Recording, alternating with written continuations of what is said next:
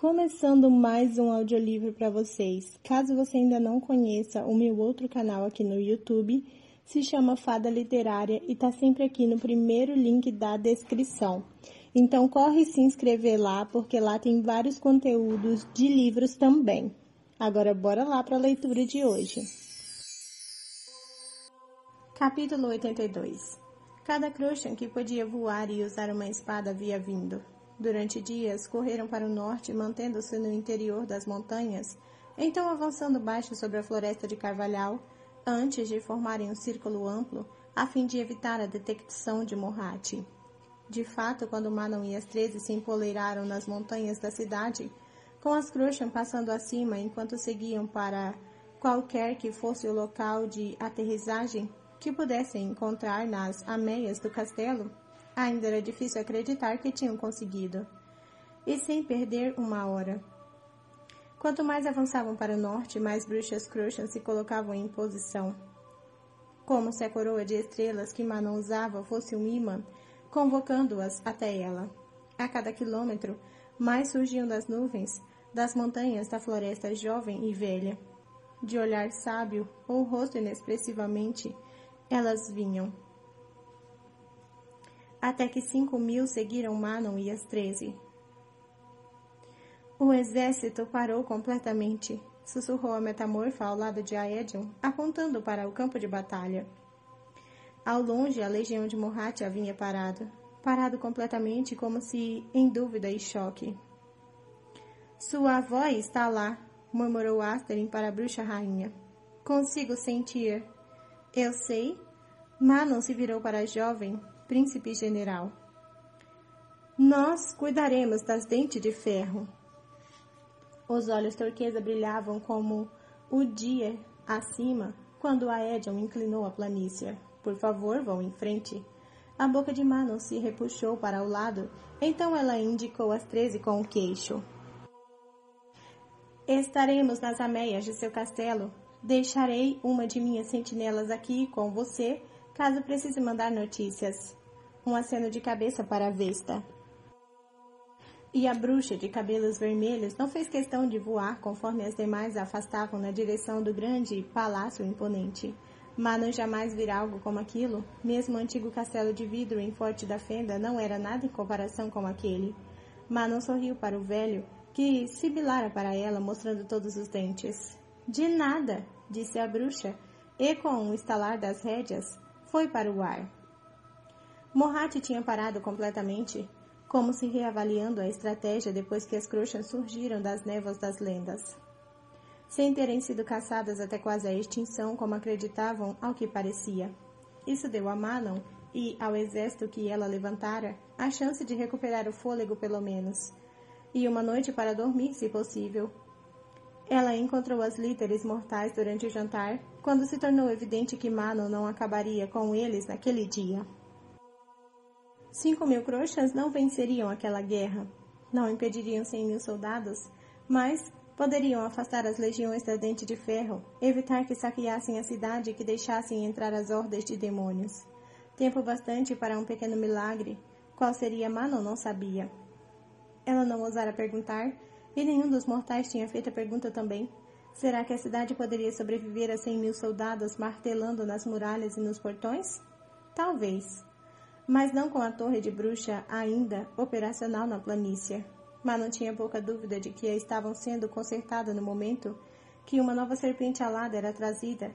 Talvez fosse por isso que tivessem parado, a fim de dar a eles mesmo tempo para subir aquela torre de novo e explodir as Crochan para o esquecimento. Apenas o alvorecer revelaria a escolha das Dentes de Ferro, o que tinham realizado. Manon e as 13, Bronwyn e Glennis com elas, tinham passado horas organizando as Crochan, designando-as e determinando flancos da Dente de Ferro, com base no conhecimento da bruxa rainha sobre a formação do inimigo. Ela criara aquelas formações, tinha planejado liderá-las. E depois que aquilo foi feito, quando a reunião com os governantes mortais acabou, todos eles ainda de rosto sombrio, mas não tão perto do pânico, Manon e as 13 encontraram um quarto no qual dormir. Algumas velas queimavam no quarto espaçoso, mas nenhuma mobília o preenchia. Nada exceto os sacos de dormir que haviam levado.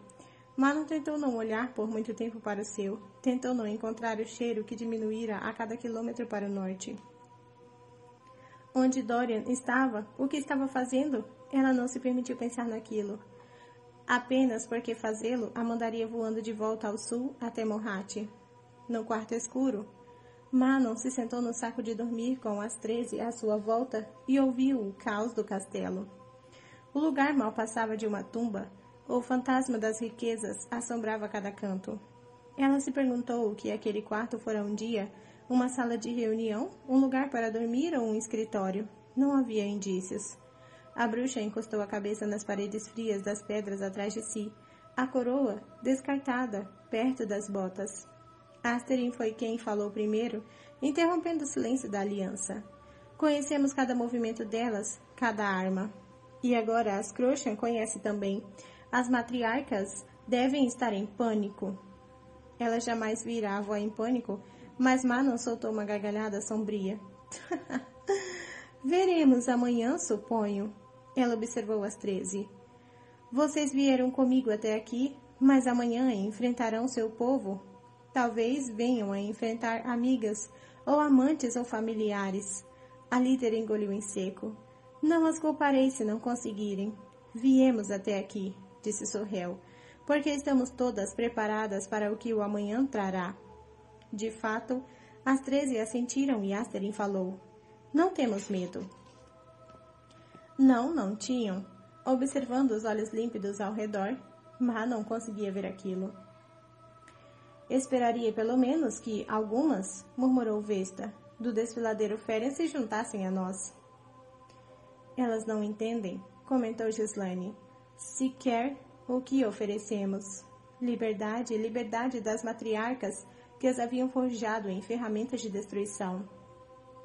Um desperdício, grunhiu Asterin. Mesmo as gêmeas demônio de olhos verdes assentiram. Silêncio caiu de novo, apesar dos olhos nítidos. As 13 estavam bastante cientes das limitações de 5.000 Crochan contra as dentes de ferro, assim como o exército abaixo destas. Então Manon falou, encarando cada uma das companheiras. Eu preferiria voar com vocês a voar com 10.000 dentes de ferro a meu lado. Ela deu um leve sorriso. Amanhã nós mostraremos a elas o motivo. A aliança de Manon sorriu, maliciosa e desafiadora, e levou 2 dedos à testa em sinal de respeito. A líder devolveu o gesto, fazendo uma reverência com a cabeça. Nós somos as 13, disse ela, de agora até que a escuridão nos chame. Evangeline decidiu que não queria mais ser pajem do Lorde da Howe e sim uma bruxa Crochan. Uma das mulheres chegou ao ponto de dar à menina, de olhos arregalados, uma capa vermelha sobressalente, a qual Evangeline ainda estava usando quando Lissandra a colocou na cama. Ajudaria Darrow no dia seguinte, prometeu ela, ao cair no sono, depois que se certificasse de que as Crochan tinham toda a ajuda de que precisavam. Lissandra sorria diante daquilo, apesar de ainda estarem em tamanha desvantagem. Manon Bico Negro, agora Manon Crochan, supunha ela, fora direta na avaliação. As Crochan poderiam manter as dentes de ferro longe e talvez derrotá-las se tivessem realmente sorte. Mas as hordas de Morhat ainda estariam ali para o combate. Depois que o exército marchasse novamente, o plano de defender as muralhas permaneceria o mesmo. Sem capacidade e disposição para dormir na cama ao lado de Evangeline, Lissandra se viu perambulando pelos corredores do castelo antigo e em ruínas. Que lar teria sido para ela e Evangeline? Que corte? Talvez tivesse inconscientemente seguido seu cheiro, mas a metamorfa não ficou nada surpreendida ao entrar no grande salão e encontrar a Edion diante do fogo que se extinguia. Ele estava sozinho e ela não tinha dúvidas de que já estavam assim havia um tempo. A Edion se virou antes de Lissandra sequer atravessar a porta e observou cada passo da metamorfa. Por que não estou apaixonado por nossos outros aliados? Como as palavras mudaram tudo e, no entanto, nada. Você deveria estar dormindo. A Edion deu um meio sorriso para ela. Você também? Silêncio caiu entre os dois conforme se encaravam. Ela podia ter passado a noite toda daquele jeito, passara muitas noites daquele jeito, na pele de outra besta, apenas observando os poderosos ângulos daquele corpo, a vontade inabalável nos olhos de Aedion. Achei que fôssemos morrer hoje, comentou ela. Nós íamos. Ainda estou com raiva de você, disparou a metamorfa. Mas... As sobrancelhas do guerreiro se ergueram. Luz que Lissandra não via tinha um tempo brilhava em seu rosto. Mas... Ela fez uma careta. Mas vou pensar no que me disse. Só isso. Um sorriso familiar, malicioso, se estampou nos lábios dele. Vai pensar? Lissandra ergueu o queixo, olhando para ele de cima, o maxilar que podia, pois Aedion era mais alto que ela. Sim, vou pensar no que planejo fazer. A respeito do fato de que estou apaixonado por você? Aedion sabia que a atitude arrogante a deixava desnorteada.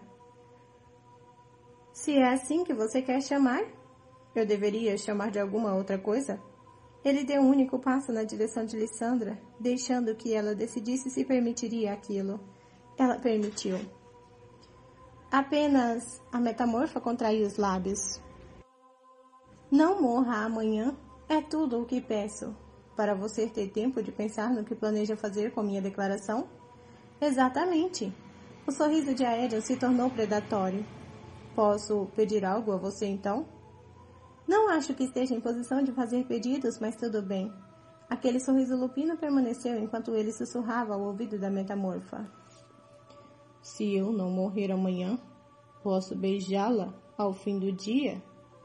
O rosto de Lissandra corou quando ela recuou, cedendo um passo. Era uma cortesã treinada pelos deuses, altamente treinada. Ainda assim, aquele simples pedido reduzia seus joelhos a tremores. Ela se controlou, endireitando os ombros. Se não morrer amanhã, Aedion, então conversaremos e veremos no que isso vai dar. O sorriso lupino do guerreiro nem mesmo vacilou. Até amanhã à noite, então. O inferno os esperava no dia seguinte, talvez o próprio fim, mas Lissandra não o beijaria, ainda não. Não daria aquele tipo de promessa ou despedida. Então ela saiu do corredor com o coração acelerado. Até amanhã. Capítulo 83. Dorian voou e voou. Ao longo do dorso das montanhas Canino Branco, com a floresta de carvalhal parecendo uma extensão despida pelo inverno à direita. Ele disparou para o norte durante quase 2 dias antes de ousar parar. Escolhendo uma clareira entre um emaranhado de árvores antigas, ele caiu entre os galhos, mal registrando o frio na pele espessa de serpente alada.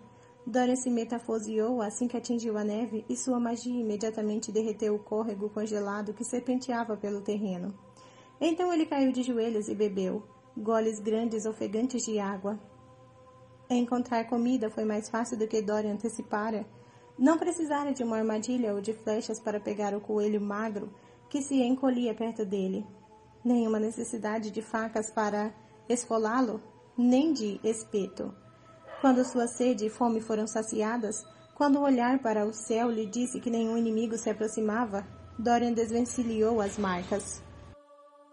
Apenas mais uma vez. Precisava partir logo, mas por aquilo poderia atravessar o voo para o norte mais um pouco.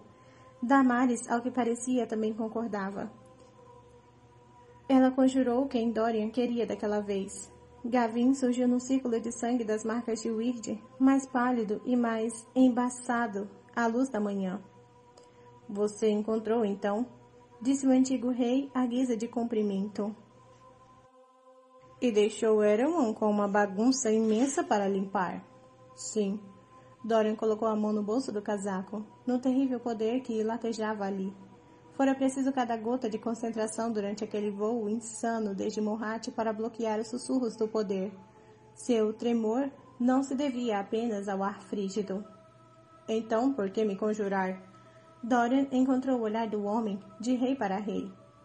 Queria contar que consegui, para que você possa ter a chance de se despedir. De Helena, quero dizer, antes que o feixe seja forjado. Gavin ficou imóvel. Dorian não se encolheu diante do olhar observador do rei. Depois de um momento, o antigo rei disse em um tom mais suave. Então suponho que também me despedirei de você. Dorian assentiu. Ele estava pronto, não tinha outra escolha a não ser estar pronto. Já decidiu, então? Que será você o sacrificado? Perguntou Gavin. Aelin está no norte? Argumentou Dorian. Quando eu a encontrar, suponho que decidiremos o que fazer. Quem seria aquele a unir as 3 chaves e que não sairia com vida?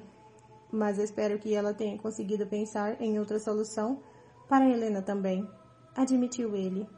Aelin escapara de Maeve, talvez tivesse a mesma sorte ao encontrar uma forma de escapar do destino. Um vento fantasma soprou as mechas dos longos cabelos de Gavin sobre seu rosto.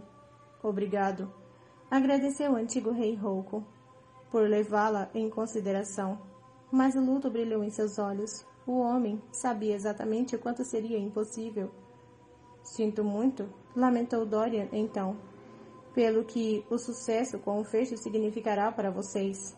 Gavin engoliu em seco. Minha parceira fez sua escolha há muito tempo. Ela sempre esteve pronta para enfrentar as consequências, mesmo que eu não estivesse. Assim como Sorcha fizera as próprias escolhas, seguira o próprio caminho, e pela primeira vez a lembrança não doeu, na verdade brilhou como desafio reluzente, para que fizesse valer a pena, para ela, para tantos outros e para ele mesmo também. Não desista da vida tão facilmente? Pediu Gavin. É a vida que tive com a Helena que me permitiu sequer considerar me despedir dela agora. Uma vida boa, tão boa quanto qualquer uma que, se pudesse desejar. Ele inclinou a cabeça. Desejo mesmo para você. Antes que Dorian conseguisse dizer o que surgiu em seu coração diante das palavras, Gavin olhou para o céu. As sobrancelhas escuras se uniram. Você precisa ir. Pois o ecoar de asas tomou o ar. Milhares de asas. A legião das Dentes de Ferro em Morhat ainda se reunira depois do colapso da fortaleza, ao que parecia. E agora fazia o longo voo para o norte, até Oriente, provavelmente muito mais ansiosas para destruir os inimigos que Dorian. Ele rezou para que Maeve não estivesse em meio àquela horda, para que ainda estivesse remoendo suas mágoas em Morhat com Erawan, até que o restante dos horrores de ambos marchasse com as aranhas princesas.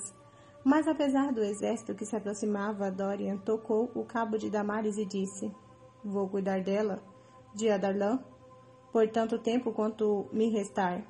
Não a abandonarei. A espada brilhou, se aquecendo, e Gavin, apesar da perda iminente, deu um leve sorriso, como se também sentisse o calor da espada. Eu sei, disse ele, sempre soube disso. O calor de Damaris se manteve. Dorian engoliu o aperto na garganta. Quando o portão de Wyrd for selado, conseguirei abrir esse tipo de portal de novo? Conseguirei vê-lo? Buscar seus conselhos? Gavin se dissipou. Não sei. Ele acrescentou baixinho. Mas espero que sim. Dorian colocou a mão sobre o peito e fez uma reverência profunda. E quando o antigo rei desapareceu na neve e no sol, Dorian podia ter jurado que ele fizera uma reverência de volta. Minutos depois, quando asas cobriam o sol, ninguém reparou na serpente alada solitária que subiu de Carvalhal e entrou em formação com a horda fervilhante. Capítulo 84. Não restava armadura no arsenal minguado do castelo, e nenhuma teria cabido na serpente alada de toda forma. O que sobrevivera à ocupação de Adarlan, ou fora adquirido desde a queda, tinha sido destruído, e embora o príncipe Aedion tivesse oferecido pedir que um ferreiro forjasse folhas de metal para compor chapadas peitorais, Marnon olhou uma vez para as pontas recondicionadas que usariam e soube que seria pesada demais. Contra a legião das Dentes de Ferro, velocidade e agilidade seriam as maiores aliadas. Então seguiriam para a batalha como sempre haviam feito, com nada além das lâminas, dos dentes de ferro e das unhas, e com esperteza. De pé em uma grande sacada no alto da torre mais elevada do castelo de Orinte, com o exército de Morhat se estendendo bem abaixo, Manon observou o sol nascente. sabendo que poderia muito bem ser seu último. Mas as 13, muitas encostadas no parapeito da sacada, não olharam para o leste. Não, sua atenção estava no inimigo, despertando a luz crescente, ou nas duas Crochan que estavam junto de Manon, com vassouras na mão e espadas já presas às costas. Não fora um choque ver Bronwyn chegar naquela manhã, vestida para a batalha. Mas Manon parou quando Glennis surgiu com uma espada e os cabelos trançados para trás. Já tinham repassado os detalhes e tinham feito isso 3 vezes na noite anterior. E agora, à luz do dia que nascia, elas se demoravam no alto da torre antiga. Bem longe, no interior das fileiras agitadas de Morhat, uma corneta ecoou. Lentamente, com uma grande besta despertando do sono profundo, a horda de Morhat começou a se mover. Estava na hora, murmurou Asterin, ao lado de Manon, os cabelos trançados amarrados com uma faixa de couro sobre a testa. As serpentes aladas das dentes de ferro subiram para o ar, atrapalhadas com o peso das armaduras. Aquilo não ganharia o dia, no entanto. Não, as dentes de ferro, depois de um começo difícil, em breve, encheram os céus. 1000 delas, pelo menos. Onde estava a horda do desfiladeiro Ferian? Aquilo, Manon não queria saber. Ainda não. Nas torres do castelo, nos telhados da cidade e ao longo das ameias, o exército das Crochan esticou as vassouras ao lado do corpo, pronto para o sinal de voar. Um sinal de Bronwyn, da corneta entalhada a seu lado. A corneta estava rachada e escurecida pela idade. Os símbolos ali entalhados estavam tão desgastados que mal se podia vê-los. Ao reparar em Manon observando, Bronwyn disse: uma relíquia do antigo reino pertenceu a Thelin Vanora, uma guerreira jovem e inexperiente durante os últimos dias da guerra, que estava perto dos portões quando Riamon caiu, minha ancestral. A bruxa passou a mão pela corneta. Ela soprou essa corneta para avisar nosso povo de que Riamon tinha sido morta, para que fugissem da cidade. Logo depois de dar o sinal de aviso, a matriarca Sangue Azul a assassinou. Mas isso deu a nosso povo tempo bastante para fugir, para sobreviver. Lágrimas encheram os olhos escuros da Crochan. É minha honra soprar essa corneta hoje mais uma vez. Não para avisar nosso povo, mas para reuni-lo. Nenhuma das 13 olhavam na direção de Bronwyn, mas Manon sabia que tinham ouvido cada palavra. Bronwyn colocou a mão na placa peitoral de couro. Thelin está aqui hoje, no coração de cada Crochan que fugiu, que chegou até aqui. Todas aquelas que caíram na guerra das bruxas estão conosco, mesmo que não possamos vê-las. Manon pensou naquelas 2 presenças que sentira ao enfrentar as matriarcas e soube que as palavras de Bronwyn eram verdadeiras. É por elas que lutamos, disse a Crochan com os olhos recaindo sobre o exército que se aproximava. E pelo futuro que podemos conquistar. Um futuro que todas nós podemos conquistar, ressaltou Manon, encarando cada uma das 13, embora não tivessem sorrido. A ferocidade no rosto das bruxas dizia bastante. Manon se virou para Glennis. Você pretende mesmo lutar? A idosa assentiu, firme e irredutível. Há 500 anos, minha mãe escolheu o futuro da linhagem real em vez de lutar ao lado de entes queridos. E embora jamais tenha se arrependido da escolha, o peso do que deixou para trás foi um fardo. Carrega o seu fardo pela vida inteira. A bruxa indicou Bronwyn, então Asterin.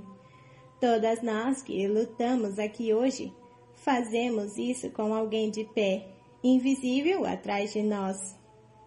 Os olhos pretos salpicados de dourado de Asterin se suavizaram um pouco. Sim, foi tudo que a imediata de Manon disse, quando a mão passou para o abdômen. Não em memória da palavra odiosa marcada ali, do que tinha sido feito a ela, em memória da bruxinha natimorta que fora atirada pela avó de Manon no fogo antes de Asterin ter a chance de segurá-la. Em memória do caçador que Asterin tinha amado, como nenhuma das dentes de ferro jamais amara um homem, e para o qual nunca voltara por vergonha e medo. O caçador que sempre havia esperado por seu retorno, mesmo quando era um idoso.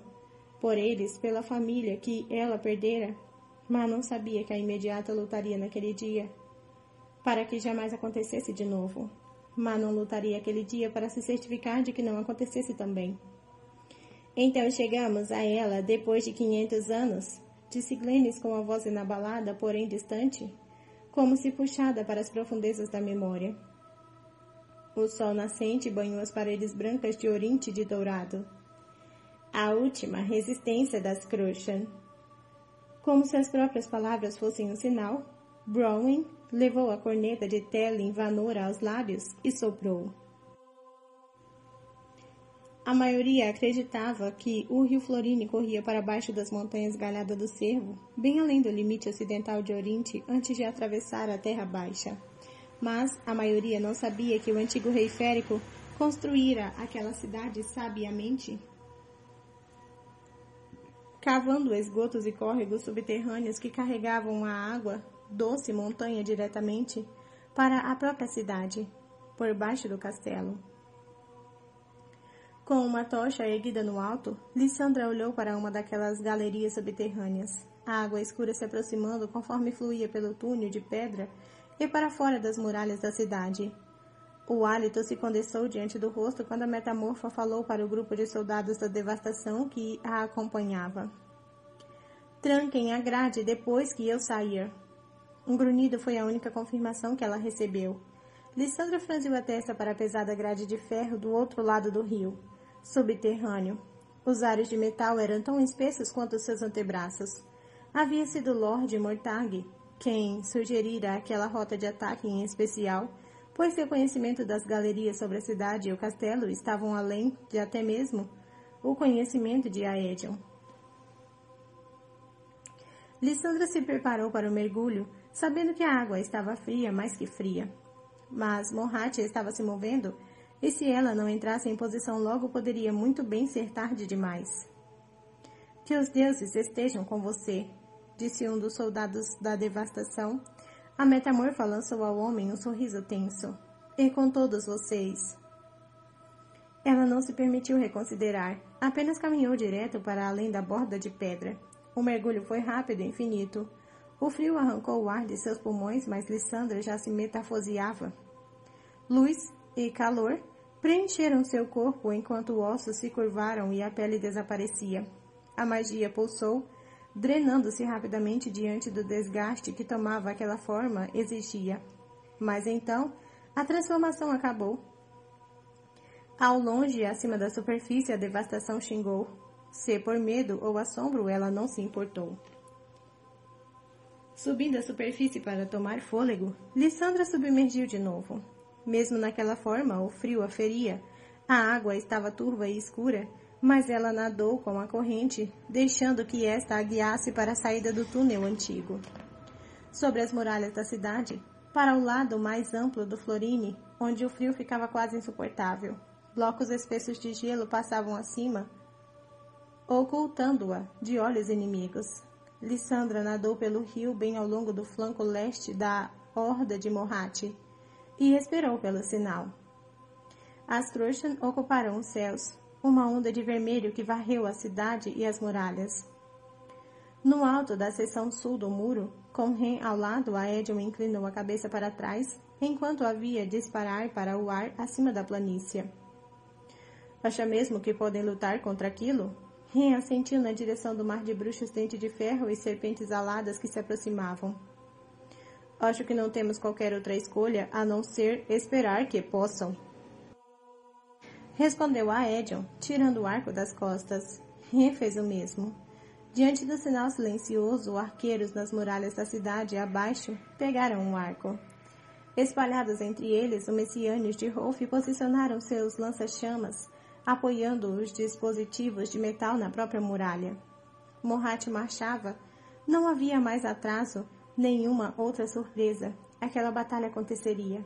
Aedion olhou para a curva do Florine, os lençóis de gelo brilhando forte ao sol da manhã. Ele afastou o pavor no coração. Estavam desesperados demais, em desvantagem numérica demais, para ele negar a Lissandra a tarefa que ela assumira naquele dia. Um olhar por cima do ombro e o guerreiro confirmou que soldados da devastação estavam com as catapultas apoiadas sobre as ameias, e a realeza férica parecia pronta para usar a magia esgotada e levantar os enormes blocos de pedra fluviais, posicionando-os. E nas muralhas da cidade, arqueiros féricos permaneciam vigilantes, conforme esperavam pelo sinal. Aedion engatilhou uma flecha no arco, esticando o braço ao puxar a corda. Como o exército reunido nas muralhas da cidade fez o mesmo. Vamos tornar essa luta digna de uma canção, falou ele.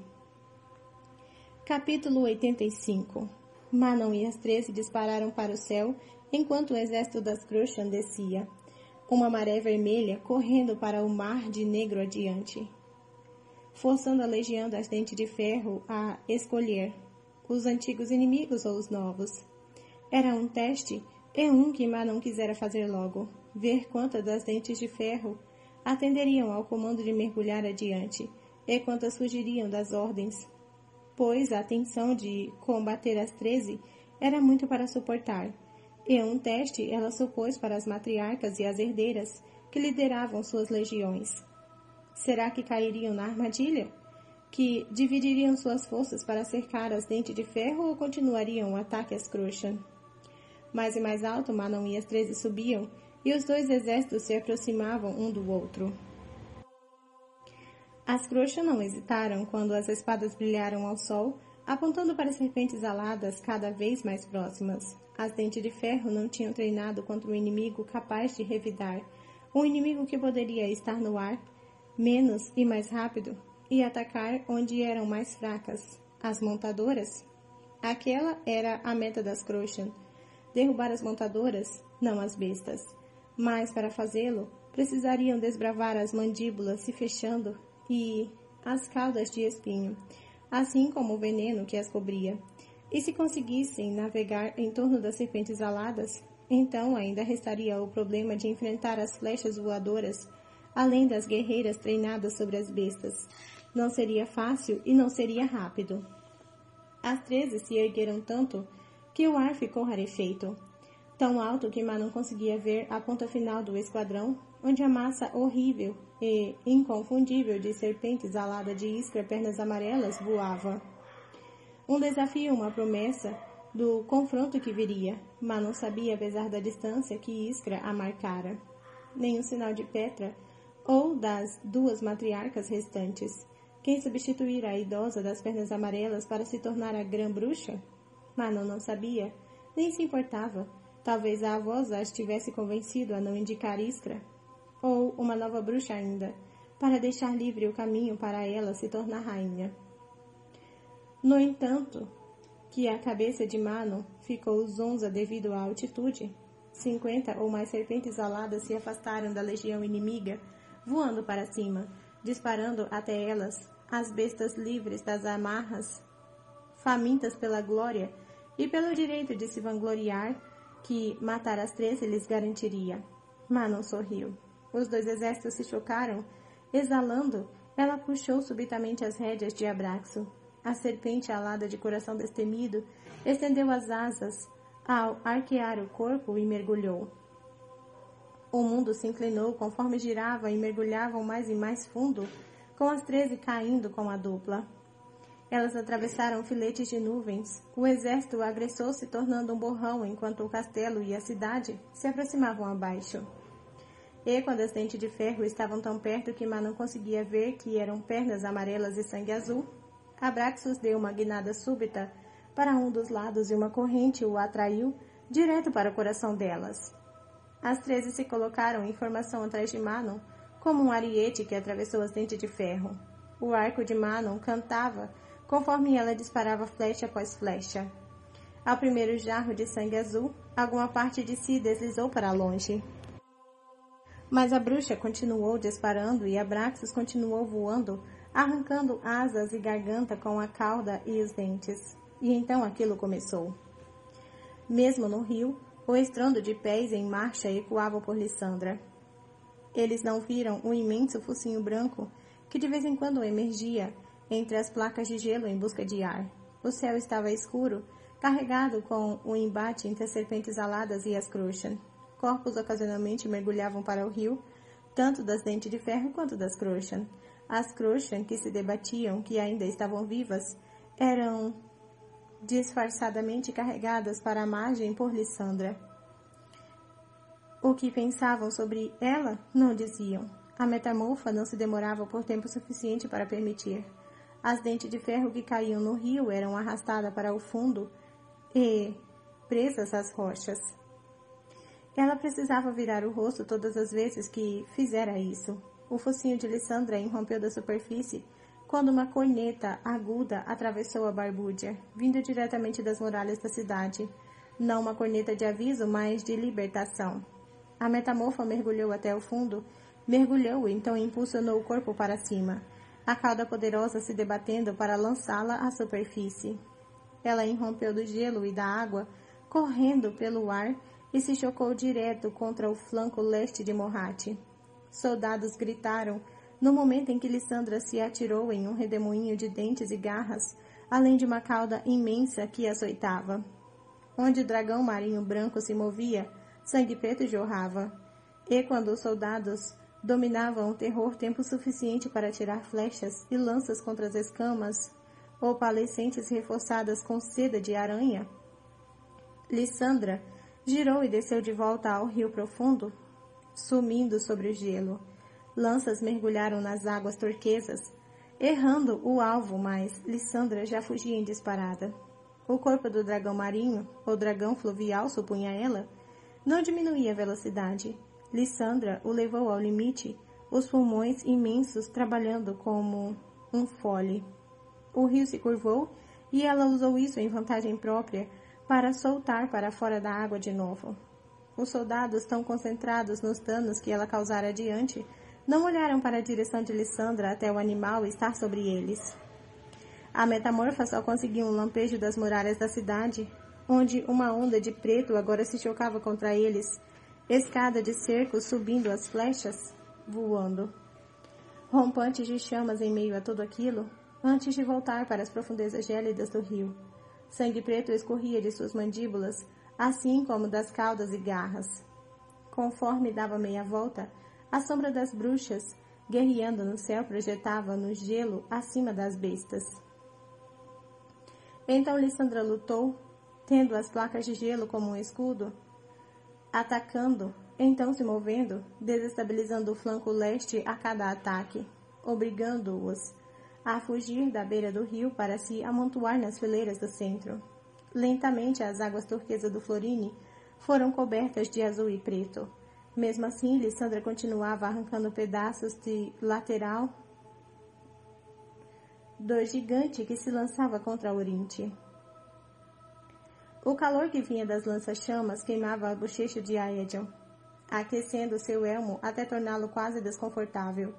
Um pedaço pequeno, pois a explosão de chamas lançava para trás, cambaleando os soldados da infantaria Valg nas muralhas.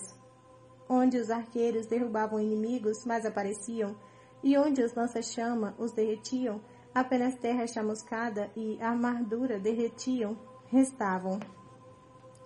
Mas não havia o bastante, nem de longe. Acima, além das muralhas, as Dentes de Ferro e as Crochan guerreavam, tão violentamente, tão rapidamente, que uma névoa azul pairava no céu devido ao derramamento de sangue. Ele não sabia quem estava ganhando. As 13 lutavam juntas, e onde mergulhavam para o combate, Dente de Ferro e suas montarias caíam, esmagando os soldados da infantaria Valg abaixo. Escadas de cerco em ferro subiam de novo, mirando as muralhas da cidade. Explosões de resposta dos lança-chama mandaram aqueles que já estavam nas escadas para o chão, como cadáveres carbonizados. Contudo, mais dos Valg subiam. O medo da chama não bastava para detê-los. Correndo para a escada mais próxima, Aedion engatilhou uma flecha atrás da outra, disparando contra os soldados, escalando os degraus. Disparos livres entre as flendas, nas armaduras pretas. Os arqueiros ao redor faziam o mesmo e os soldados da devastação atrás de Aedion se acomodavam em posição de combate, esperando que o primeiro atravessasse as muralhas. Nos portões da cidade, chamas explodiam e se revoltou. Ele concentrava muito dos micenianos em cada um dos 2 portões que davam para Orite, o ponto mais vulnerável ao longo das muralhas. O fato de o fogo continuar disparando daquele ritmo dizia bastante a Edion. Morhat avançava ali. A ordem de Rolf de conservar munição fez um nó de medo se formar em seu estômago, mas a Edion se concentrou na escada de cerco, seu arco disparou e então soldados caiu. Então outro. Na ponta da muralha, Ren tinha se ocupado da outra escada de cerco próxima e o arco do Lorde cantava. A Edion ousou olhar para o exército adiante, tinha se aproximado bastante agora, recuando, deixando que um arqueiro tomasse seu lugar. Ele ergueu a espada, sinalizando para a devastação nas catapultas, para a realeza férica e os arqueiros próximos. Agora! Madeira estalou e rangeu. Pedregulhos tão grandes quanto carruagens dispararam por cima das muralhas. Cada um fora embebido com óleo reluzindo ao sol conforme subia. E quando os pedregulhos atingiam o ápice, bem no momento em que começavam a cair no inimigo, o arqueiro férico dispararam as flechas em chamas. Eles acertaram os pedregulhos embebidos com óleo logo antes de as pedras se chocarem contra a terra. Chamas surgiram, fluindo direto pelos buracos que a Edion ordenara que fossem feitos da rocha, até o ninho de pó explosivo que eles deixavam mais uma vez tirado da reserva preciosa dos lança-chamas de Rolf. Os pedregulhos estouraram em bolas de chama e pedra. Ao longo das muralhas da cidade, soldados comemoravam a carnificina que as ruínas em chamas revelavam, nada além de brutamontes valgue derretidos, esmagados ou destroçados. Cada lugar em que 6 catapultas havia disparado exibia agora um anel de terra queimada em volta. Reposicionem-se, rugiu a Edion. A devastação já estava empurrando as rodas que giravam as catapultas sobre os palanques de madeira. Em segundos tinham mirado em outro ponto. Em segundos a realeza férica seguia mais pedregulhos banhados em óleo da pilha que Darrow adquiria no longo de muitas semanas.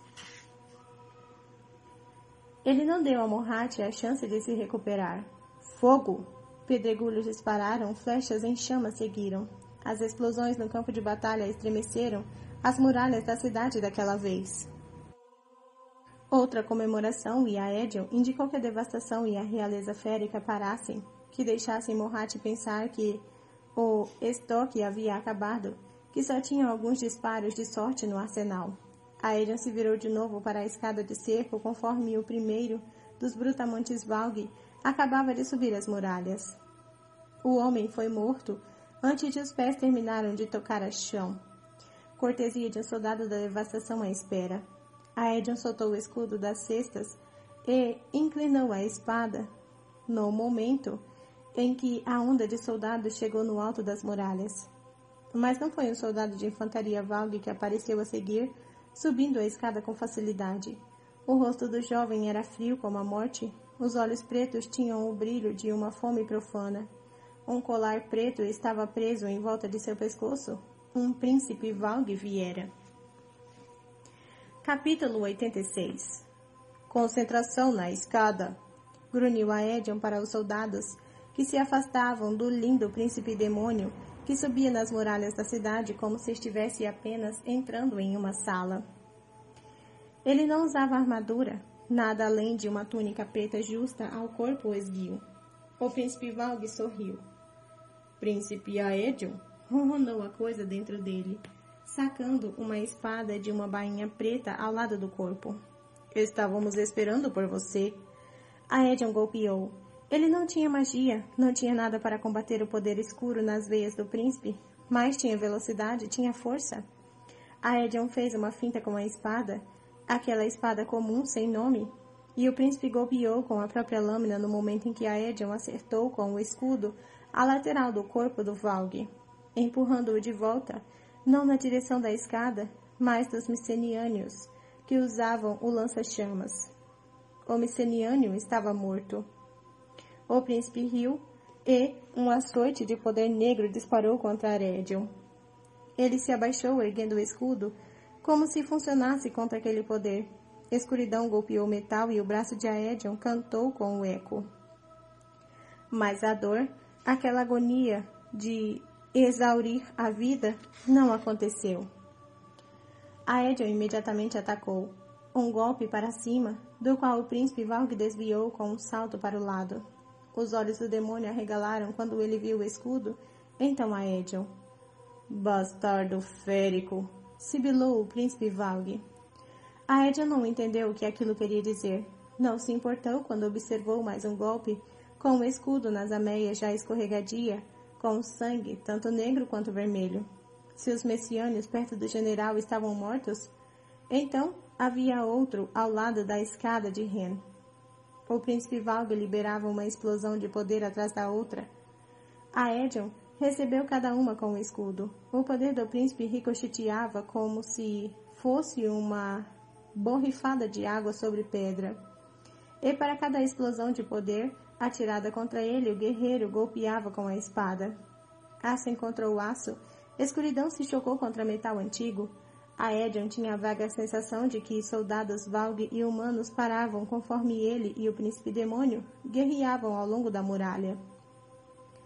Ele mantinha os pés no chão, como Roi ensinara, como Kim ensinara e Kaolor Shan.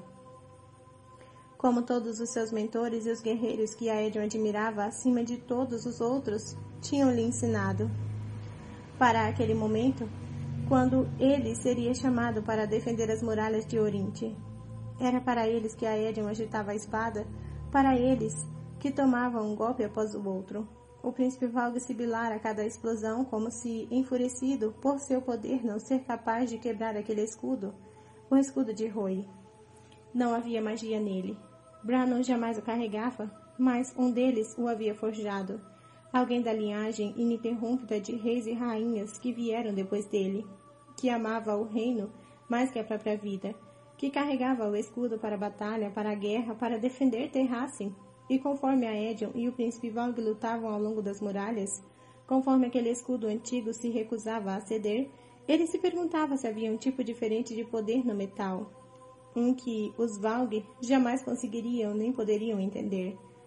Não, magia verdadeira, não como a que Brannon e Ailin possuíam, mas algo tão forte quanto, ou mais forte, que os Valg talvez jamais destruíssem, não importava o quanto tentassem. A espada de Aedion cantou e o príncipe Valg rugiu quando o guerreiro lhe atingiu o braço, cortando profundamente. Sangue preto jorrou. Ele aproveitou aquela vantagem, empurrando com o escudo e descendo a lâmina. Mas o príncipe estava esperando.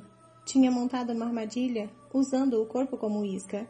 E quando Aedion se chocou contra o príncipe Valg, o demônio sacou uma adaga do cinto e golpeou, bem onde a armadura de Aedion expunha o filete perto da axila, vulnerável, com a posição esticada de seu braço. A faca mergulhou, perfurando pele, músculo e osso. Dor branca, incandescente e ofuscante ameaçou fazer com que Aedion abrisse a mão e soltasse a espada. Apenas seu treinamento, apenas aqueles anos de trabalho mantiveram seus pés no chão, quando ele saltou para trás, libertando-se da faca. O príncipe Valg riu, e Aedion estava vagamente ciente do combate ao longo das muralhas, dos gritos e das mortes e das explosões de fogo, conforme o demônio sorria para a adaga ensanguentada. Levando-a à boca sensual, o príncipe passou a língua pela lâmina e lambeu o sangue de Aedion. Diferente, sussurrou o demônio, estremecendo de prazer. Aedion recuou mais um passo. O braço queimava sem parar. Sangue se empoçava dentro da armadura. O príncipe Valg foi atrás do guerreiro. O chicote de poder sombrio disparou contra Aedion, e ele mais uma vez se defendeu com o escudo, deixando que aquele poder o lançasse ao chão e o fizesse cair sobre o corpo vestido de ferro de um soldado da devastação. Seu fôlego se tornou tão doloroso quanto a facada que ele levara. O príncipe parou diante de Aedion. Banquetear-me com você será um prazer. Aedion ergueu o escudo acima do corpo, preparando-se para o golpe. O príncipe fez menção de levar a adaga ensanguentada até a boca de novo, os olhos se revirando. Aqueles olhos ficaram arregalados quando uma flecha perfurou a pele de sua garganta, bem acima do colar. O príncipe arquejou, virando-se na direção da flecha, que não viera de Aedion, mas de trás, bem no caminho de Ren Osbruck e o lança-chamas que ele levara nos braços. Ren bateu com a mão no gatilho e chamas acenderam.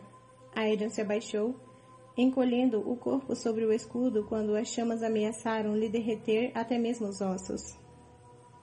O mundo se tornou calor e luz, então nada, apenas os gritos da batalha e de homens morrendo. Aedion conseguia abaixar o escudo. Onde o príncipe Valg estivera, restava uma pilha de cinzas e um colar de pedra de Wyrd preta. Aedion estava ofegante com a mão sobre o lado ensanguentado. Eu tinha ele na mira. Ren apenas sacudiu a cabeça e se virou, abrindo o lança-chamas sobre os soldados Valg mais próximos. O Lorde de Osbruck se virou de volta para Aedion, com a boca aberta para dizer algo, mas a cabeça do guerreiro estava zonza, o corpo mergulhando em um frio que ele jamais conhecera, e então não havia nada. A batalha era muito pior do que Evangeline tinha imaginado.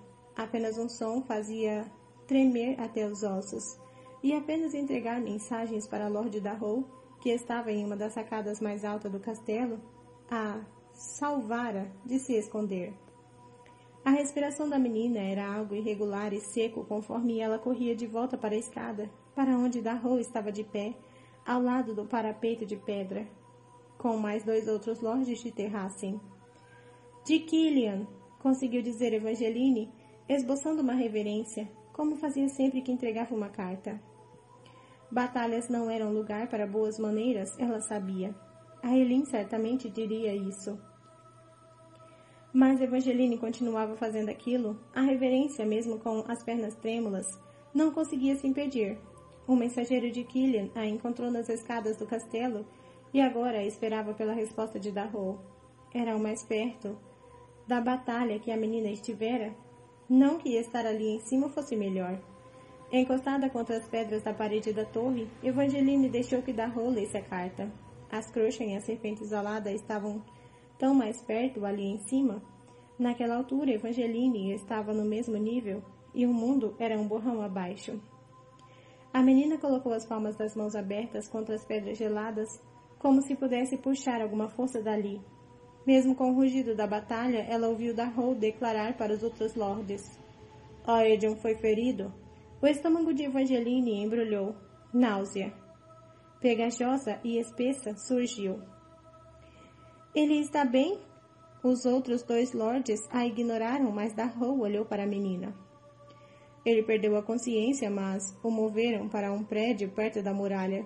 Curandeiros estão trabalhando no ferimento enquanto conversamos e vão trazê-lo para cá assim que ele for capaz de suportar. Evangeline cambaleou até o parapeito da sacada, como se pudesse ver aquele prédio no meio do mar de caos próximo às muralhas da cidade. Ela jamais tivera um irmão ou um pai. A menina ainda não decidira qual gostaria que Aedion fosse. E se ele estava tão ferido que tinha sido necessário mandar uma mensagem para Darrow? A garota levou a mão à barriga, tentando conter a bile que queimava na garganta. Murmúrios soaram, então a mão de alguém repousou no ombro de Evangeline. Lord Gunnar vai entregar-me a resposta, disse Darrow. Você vai permanecer aqui comigo? Talvez precise de você. As palavras soaram rigorosas, mas a mão no ombro da menina era gentil. Evangeline apenas assentiu, enjoada e arrasada, e se agarrou ao parapeito da sacada, como se a mão pudesse, de alguma forma, manter a Aedion daquele lado da vida. Bebidas quentes, Sloane, ordenou Darrow, com um tom de voz que não permitiu discordância. O outro lorde saiu. Evangeline não sabia quanto tempo tinha se passado depois daquilo, quanto tempo havia levado até que o lorde chegasse a Darrow, colocasse uma caneca fervendo nos dedos da menina. Beba. Evangeline obedeceu, descobrindo que era algum tipo de caldo, carne talvez. Ela não se importava. Seus amigos estavam lá embaixo, sua família, aquela que fizera, bem longe, perto do rio. Um borrão de movimento foi a única indicação de que Lissandra ainda estava viva. Nenhuma notícia chegara sobre o destino de Aedion, então Evangeline permaneceu na torre, com Darrow calado ao seu lado, e rezou. Capítulo 87. Mesmo seguindo o mais rápido que conseguia, o exército do Kagan era lento demais e grande demais para chegar a Terrassen a tempo. Passaram a semana avançando para norte com Aelin implorando a floresta de Carvalhal, ao povo pequenino e a Brannon por perdão, conforme devastavam uma trilha, e apenas agora se aproximavam de Endovier e da fronteira a meros quilômetros além. Dali, se tivessem sorte, levaria mais 10 dias até Orinte e provavelmente se tornaria um desastre se Morhat tivesse mantido forças posicionadas em Perrate, depois da captura da cidade. Então escolheram seguir pelos limites da cidade no flanco oeste, circundando as montanhas. Perrate, em vez de atravessar as terras baixas, pela caminhada mais fácil por terra, com Carvalhal como proteção, poderiam se aproximar furtivamente de Morhat em Orinte. Se restasse alguma coisa em Orinte, quando chegassem, ainda estavam longe demais das montanhas Rook para fazer qualquer tipo de reconhecimento, e nenhum mensageiro havia atravessado seu caminho, nem mesmo os homens selvagens das montanhas Canino Branco, que tinham ficado com eles e agora juravam marchar até Orinte para vingar seu povo. Não conheciam um caminho mais rápido. Aedion tentou não pensar naquilo, ou em Maeve e Erawan, onde quer que estivessem, ou que quer que pudesse ter planejado. Em Dovier, o único posto avançado de civilização que tinha visto em uma semana, seria a primeira notícia que receberiam desde que havia deixado o desfiladeiro Ferian. Ela tentou não pensar naquilo também, no fato de que passariam por Endovier no dia seguinte ou em 2 dias, que ela veria aquelas montanhas cinzentas que abrigavam as minas de sal. Deitada de bruços na cama do acampamento, não havia sentido em fazer alguém montar uma cama real para ela e Rowan quando marchariam há algumas horas. Aelin encolheu o corpo devido ao ardor doloroso nas costas. O clangor das ferramentas de Rowan e o estalo dos braseiros eram os únicos sons na tenda. "Vai acabar esta noite?" perguntou ela, quando o guerreiro parou para mergulhar a agulha em um frasco de tinta com sal. "Se você parar de falar", foi a resposta seca. Aelin bufou, apoiando-se nos cotovelos para olhar para ele por cima do ombro. Ela não conseguia ver o que Rowan tatuava, mas conhecia o desenho. Uma réplica do que ele escrevera em suas costas naquela primavera. A história dos entes queridos e de suas mortes, escritas bem onde estiveram suas cicatrizes, exatamente onde estiveram, como se ele tivesse a lembrança gravada na mente. Mas havia outra tatuagem ali agora, uma tatuagem que se estendia pelos ombros de Aelin, como se fosse um par de asas abertas, ou, pelo menos, era o que ela havia esboçado para ela. A história dos dois, Rowan e Aelin, uma história que começa com raiva e tristeza e se tornara algo totalmente diferente. Aelin ficou contente por ele parar por ali, na felicidade. Ela apoiou o queixo nas mãos. "Estaremos perto de Endovier em breve." Rowan voltou a trabalhar, mas ela sabia que ele ouvia cada palavra, que pensava na resposta. "O que quer fazer a respeito?" Ela se encolheu com o ardor de um ponto especialmente sensível na coluna. "Queimar aquele lugar até o chão, explodir as montanhas em escombros? Que bom, vou ajudar." Um pequeno sorriso lhe puxou os lábios. "O lendário príncipe guerreiro não me diria para evitar gastar minha força inconsequentemente?" "O lendário príncipe guerreiro lhe diria para manter o curso, mas se destruir Endovier ajuda, então ele estará com você." Aelin se calou enquanto Rowan continuou trabalhando por mais alguns minutos. "Não me lembro da tatuagem levar tanto tempo da última vez. Fiz melhorias, e você está ganhando marcas completamente novas." Ela murmurou, mas não disse nada por um tempo. Rowan continuou trabalhando, limpando sangue quando necessário. "Não acho que consigo", sussurrou Aelin. "Não acho que consigo sequer olhar para Endovier, que dirá destruí-la." "Quer que eu faça isso?" A pergunta tranquila de um guerreiro, ele destruiria as minas, Aelin sabia disso. Se ela pedisse, Rohan voaria até Endovier e a transformaria em pó. Não, admitiu ela. Os capatazes e os escravos se foram mesmo. Não há ninguém para destruir e ninguém para salvar. Só quero passar por ali e jamais pensar naquele lugar de novo. Isso faz de mim uma covarde? Eu diria que a torna humana. Uma pausa. Ou qualquer que seja um ditado semelhante para os féricos. Ela franziu a testa para os dedos entrelaçados sobre o queixo. Parece que ultimamente sou mais férica que qualquer outra coisa. Até me esqueço às vezes de quando foi a última vez que estive em meu corpo humano. Isso é bom ou ruim? As mãos não hesitaram. Não sei. Eu sou humana. Bem no fundo, deixando de lado essa baboseira de rainha férica. Tive pais humanos, e os pais deles eram humanos, a maioria. E mesmo que a linhagem de Mab seja verdadeira, sou uma humana que pode se transformar em férica. Uma humana que usa um corpo férico. Aelin não mencionou o tempo de vida imortal, que contudo o que tinha pela frente. Por outro lado, replicou Rohan, eu diria que você é uma humana com instintos féricos, talvez mais deles do que o de humanos. Aelin o sentiu sorrir. Territorial, dominante, agressiva. Suas habilidades quando se trata de elogiar mulheres são incomparáveis.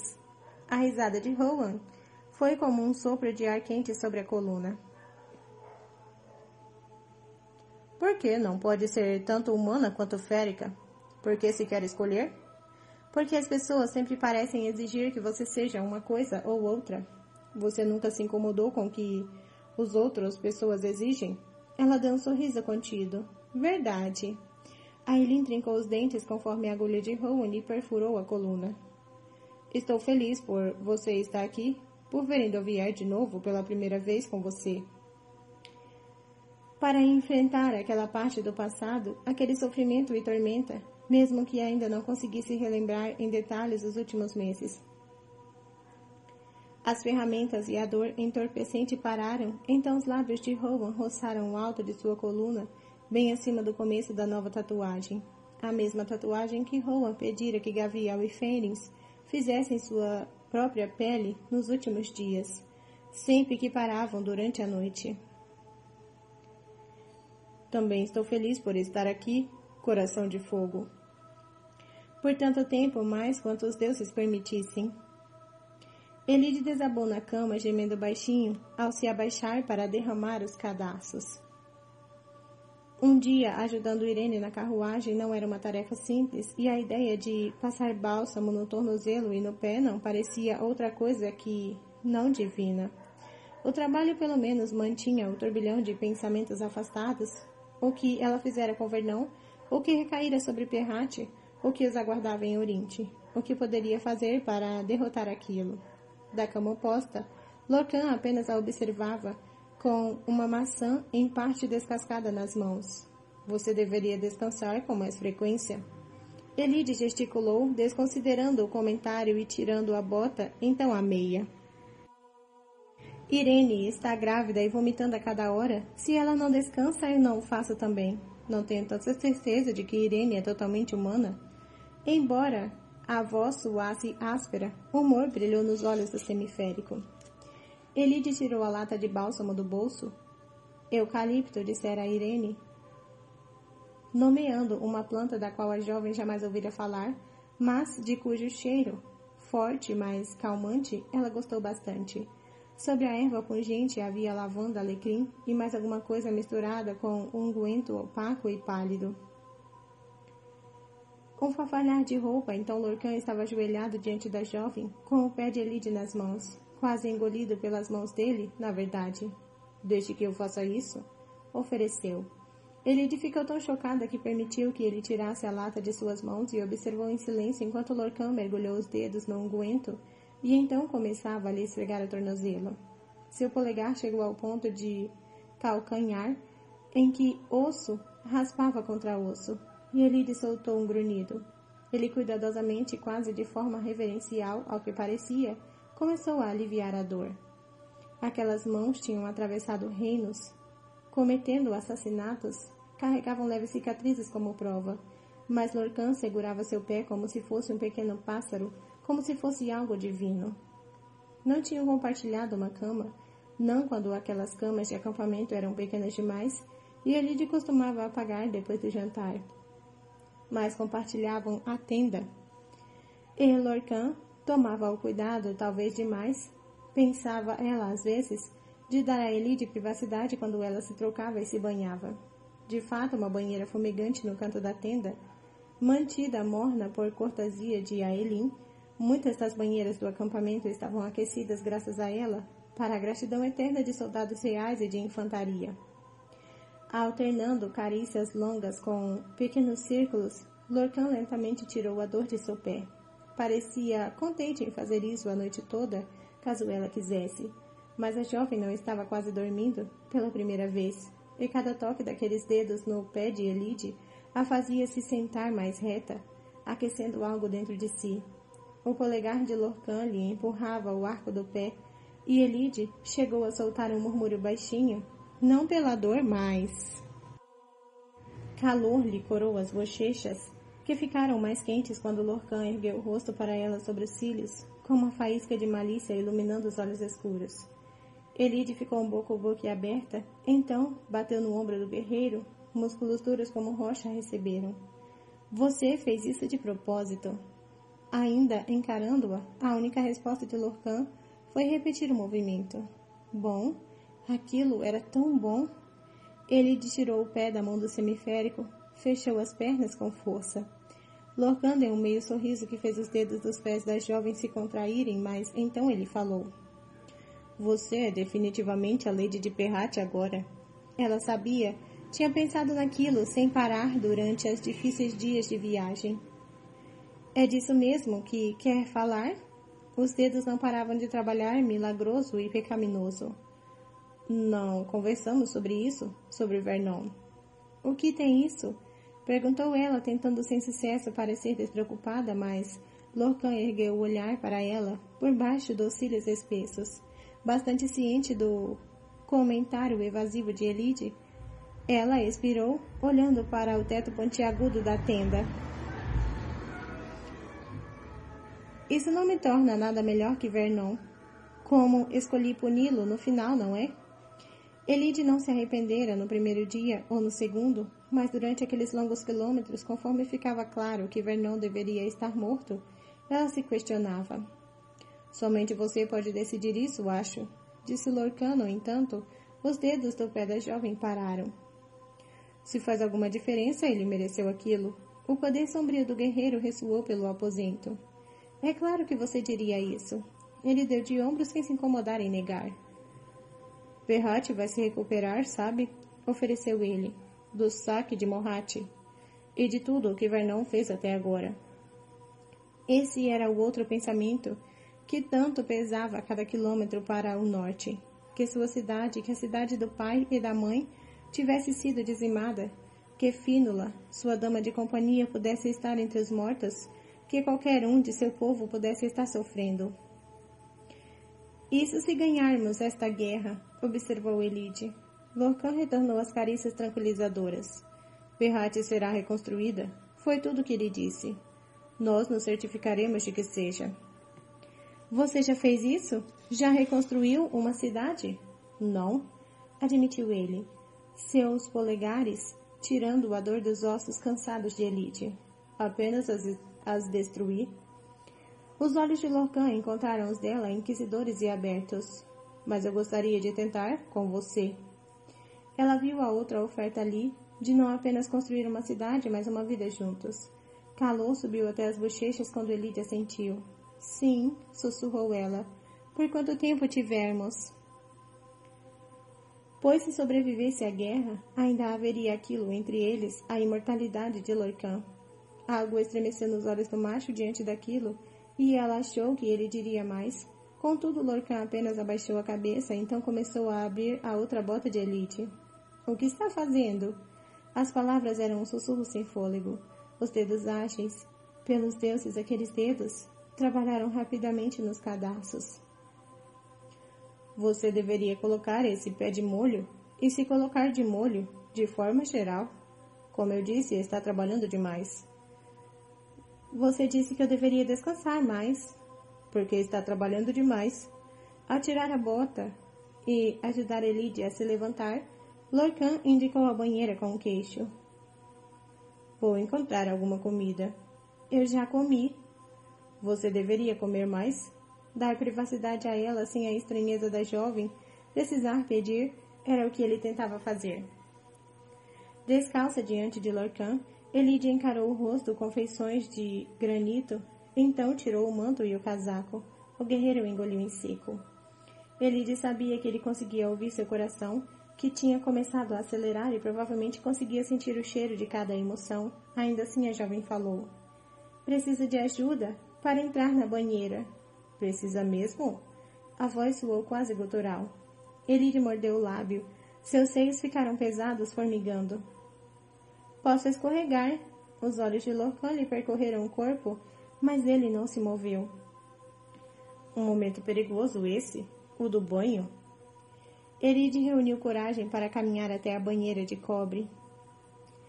Ele seguiu alguns passos atrás, dando espaço a ela, deixando que Elide conduzisse a situação.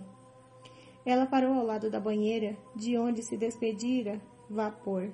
Então, atirou a blusa de dentro da calça. Lorcan observava cada movimento. Ela não tinha tanta certeza de que ele respirava, mas as mãos de Elide pararam, insegura, não por ele, mas por aquele ritual, aquele caminho.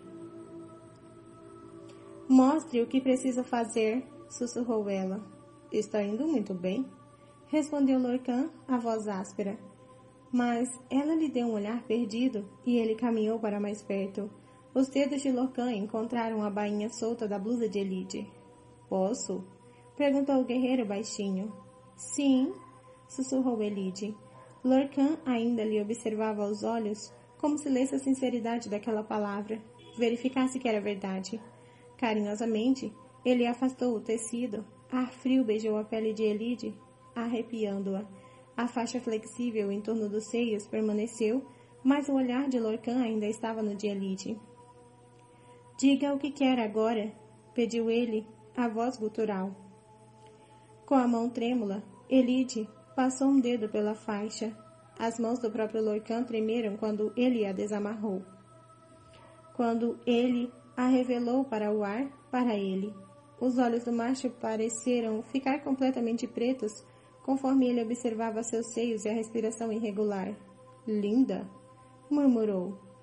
A boca de Elide se contraiu quando ela absorveu a palavra. Isso deu à jovem coragem o suficiente para que erguesse as mãos até o casaco de Lorcan e começasse a desafivelar, desabotoar, até que o peito do semiférico também estivesse nu, e então ela passou os dedos pela mancha de pelos pretos sobre a superfície esculpida.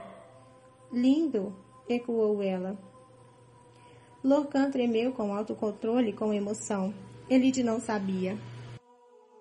Aquele delicioso ronronar ecoou dentro de si conforme Elide pressionava a boca contra o peito do guerreiro. A mão de Lorcan subiu até os cabelos da jovem, cada carícia lhe desfazendo a trança. Iremos apenas até onde e por quanto tempo você quiser, comentou ele, mas Elide ousou olhar para o corpo do macho, para o que ficava tenso sobre a calça. Sua boca ficou seca. Eu não sei o que estou fazendo. Qualquer coisa que fizer será suficiente, respondeu Lorcan. Ela ergueu a cabeça observando seu rosto. Suficiente para quê? Outro meio sorriso. Suficiente para me dar prazer? Elide riu da arrogância, mas o macho roçou a boca contra seu pescoço. Então as mãos dele seguraram sua cintura e os polegares roçaram contra as costelas de Elide. Contudo, não foram mais para cima. A jovem arqueou o corpo ao toque e um ruído baixinho lhe escapuliu quando os lábios de Lorcan roçaram logo abaixo de sua orelha. Em seguida, sua boca encontrou a dela carinhosa e detalhista. As mãos de Elide se entrelaçaram em volta do pescoço de Lorcan e ele a levantou, carregando-a, não para o banho, mas para a cama de acampamento atrás dos dois, sem que seus lábios deixassem os da jovem. Lar.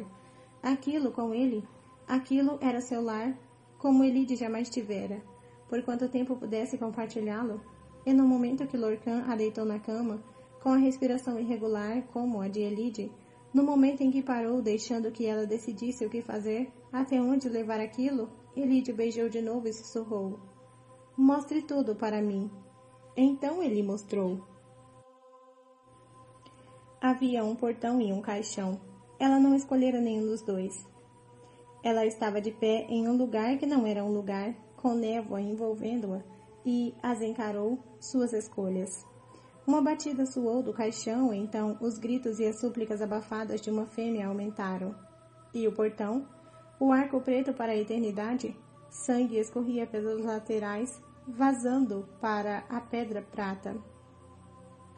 Quando o portão havia terminado com o jovem rei, aquele sangue fora tudo o que restara. "Você não é melhor que eu", disse Cairne. Ela se virou para ele, mas não era o guerreiro que a havia atormentado parado na névoa. 12 espreitavam ali, sem forma, porém presentes, antigos e frios. Como um, eles falaram: "Mentirosa, traidora, covarde." O sangue no portão encharcou a pedra, como se o próprio devorasse até mesmo aquele último pedaço, aquele que fora em seu lugar, aquele que ela deixara que fosse em seu lugar. As batidas dentro do caixão não pararam. "Aquela caixa jamais se abrirá", disseram eles. Ela piscou e estava dentro da caixa. A pedra era tão fria, o ar sufocante. Piscou e estava batendo na tampa, gritando e gritando. Piscou e havia correntes, uma máscara presa em seu rosto. Ailin acordou e viu o braseiro se extinguindo. Então o cheiro de pinho e neve de parceiro a envolveu. Do lado de fora da tenda, o vento uivava, fazendo as paredes da lona baterem e inflarem. Cansada. Ela estava tão cansada. Ailin encarou a escuridão por muitas horas e não voltou a dormir.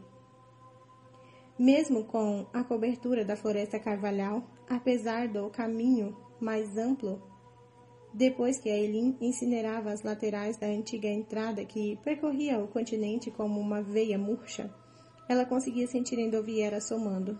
Conseguia sentir as montanhas Hun projetando-se em sua direção, uma parede contra o horizonte. Ela cavalgava perto da frente da companhia, sem dizer muito, conforme a manhã, então a tarde passava. Juan permanecia ao lado de sua parceira, sempre à esquerda, como se pudesse ser um escudo entre Ailin e Endovier, enquanto ela lançava chamas que derretiam árvores antigas adiante. O vento do príncipe férico abafava qualquer fumaça que pudesse alertar o inimigo de sua aproximação. Ele terminara as tatuagens na noite anterior. Pegara um pequeno espelho de mão para mostrar a Ailin o que fizera, a tatuagem que fizera para eles. Ela havia olhado uma vez para as asas abertas, as asas de um gavião, as costas, e o beijara. Beijara até que as roupas de Rowan tivessem sumido e ela estivesse montada nele, nenhum dos dois se incomodando com as palavras ou mesmo capaz de encontrá-las. As costas de Ailin haviam se curado pela manhã, embora tivessem permanecido sensíveis em alguns pontos, e nas horas em que cavalgavam para mais perto de Endovier, ela havia descoberto que o peso invisível da tinta era tranquilizador. Ailin conseguira sair, ela sobrevivera, a Endovier e a Maeve. E agora cabia a ela cavalgar como nunca até o norte para tentar salvar seu povo, antes que Morhat os devastasse para sempre, antes que Erawan e Maeve chegassem para fazer exatamente isso. Mas aquilo não impedia o peso, aquele puxão para o oeste, para olhar o lugar do qual levara tanto tempo para escapar, mesmo depois de ter sido fisicamente libertada. Depois do almoço, Ailin encontrou Elide à sua direita cavalgando calada sobre as árvores, cavalgando mais imponente do que ela vira antes, com vermelhidão nas bochechas. Ailin tinha a sensação de que sabia exatamente por que aquele vermelho brotava ali, de que se olhasse para trás para onde Lorcan cavalgava, o encontraria com um sorriso de macho satisfeito. Mas as palavras de Elide não foram nada como as de uma donzela apaixonada. Não achei que chegaria a ver Terrassen de novo, depois que Vernon me tirou de Perrate. Aelin piscou, e mesmo o vermelho no rosto de Elide sumiu. Sua boca ficou tensa. De todos eles, apenas Elide vira Morhat. Viera lá, sobrevivera ao lugar. Houve uma época em que também achei que jamais haveria de novo, revelou a rainha. O rosto de Elide ficou contemplativo. Quando era uma assassina ou quando era uma escrava? Ambos. E talvez Elide tivesse passado para o lado de Aelin apenas para fazer com que ela falasse, mas ela explicou. Era uma tortura de outro tipo quando eu estava indo a Vier. Saber que meu lar estava a apenas quilômetros de distância e que eu não poderia vê-lo uma última vez antes de morrer. Os olhos escuros da jovem brilharam com compreensão. Achei que morreria naquela torre e que ninguém se lembraria de mim. Ambas tinham sido prisioneiras, escravas. De certa forma, ambas tinham usado grilhões e levaram as cicatrizes. Ou Elide levava. Sua ausência em Aelin ainda a arrasava, uma ausência pela qual ela jamais havia achado que se arrependeria. Mas nós conseguimos escapar no final, observou Aelin. Elide estendeu a mão para apertar a da rainha. Sim, conseguimos. Mesmo que ela agora desejasse que aquilo acabasse, tudo aquilo, cada fôlego parecia mais pesado. Por isso, esse desejo. Elas prosseguiram depois daquilo e quando Aelin viu a bifurcação na estrada, a bifurcação que os levaria para as próprias minas de sal, um grito de aviso soou dos Hulk, que voavam no limite entre a floresta e as montanhas. Aelin imediatamente sacou Goldrin. Rowan se armou a seu lado e o exército inteiro parou a observar o bosque, o céu. Ela ouviu o aviso no instante em que uma silhueta escura disparou para eles, tão grande que bloqueou o sol acima do dossel da floresta. Serpente alada. Arcos rangeram e os Hulk passaram em disparada, perseguindo aquela serpente alada. Se uma batedora dente de ferro os visse, Aelin preparou a magia. A serpente alada guinou para o grupo, quase invisível entre o emaranhado de grilhões, de galhos. Mas luz brilhou então, empurrou o Hulk para trás inofensivamente. Não luz, mas gelo, tremeluzindo e brilhando, antes de se transformar em chama. Rowan também reconheceu aquela magia e rugiu a ordem para que não disparassem. Não foi Abraxas nem Asterin na bifurcação e não havia sinal de mar no bico negro. Luz brilhou de novo, então Dorian Aviliard estava parado ali, o cansaço e a capa manchados e desgastados. Aelin galopou pela estrada em sua direção com Rowan e Elide ao lado e os demais às costas. Dorian ergueu a mão.